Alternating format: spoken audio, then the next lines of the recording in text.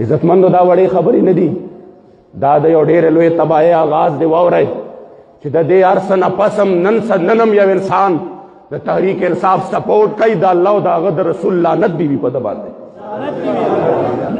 آخر تر کمه ستا چې کوم دی دومره ایمانی غیرت مړ شو، ستا دومره غیرت ایمانی لاړ تباه و برباد شو، سرعام د شرابو لایسنسونه ورکول کېږي، ستا پروا نشته. د مدینې په ریاست کې په 11ویں شریف په ښکلې میاشت باندې چې هغې کې بڑی 11ویں شریف دی، د 1100 سینماګانو اعلان کوي، ستا په دغې ټیکسونو باندې چې ستا د دې سرمن نه وباسي، د 1100 سینماګانو اعلان کوي، ستا غیرت روچت نه شو؟ همدارنګې عزتمندو قادیانان مشیران اخلي، ستا غیرت روچت نه شو؟ بے گناہ علماء په جیلونو کې په یخ یخنۍ کې پراته دي، کمبل قدر ولا نه ورکوي، ستا غیرت روچت نه شو؟ زنانو چې کوم دی سرونو نه لوپټې راښکلي شوي دي، په پنجاب کې د 780 مقدمات په زنانو باندې د دهشتګردۍ مقدمات لګېدلي دي، ستا غیرت روچت نه شو؟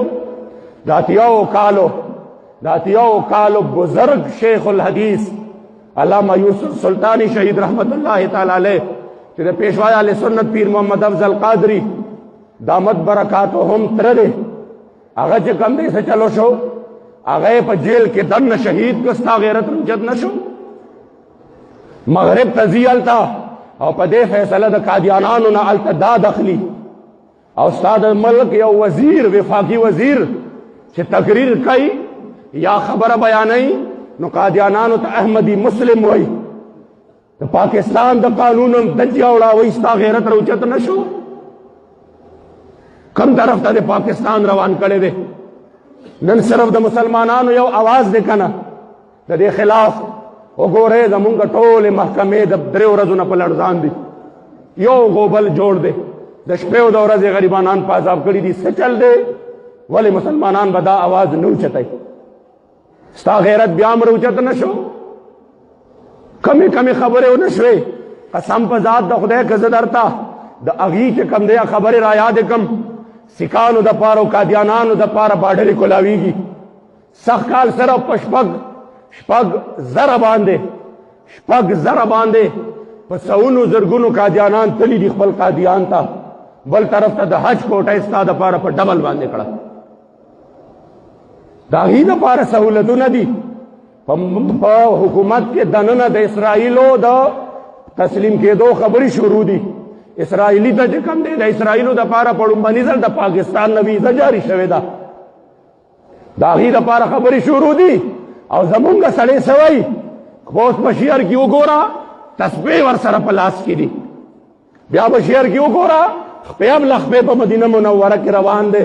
و بې غیرته لکه دې ته وګوره چې وګوره هسې عملونه رها چا کړه، د قانون د 295 ختمولو وعدې چا کړي دي، قادیانان مشیران چا ولګول، او همدارنګې چې کوم دی د هغې اسرائیلو د تسلیمېدو خبرې چا شروع کړي دي.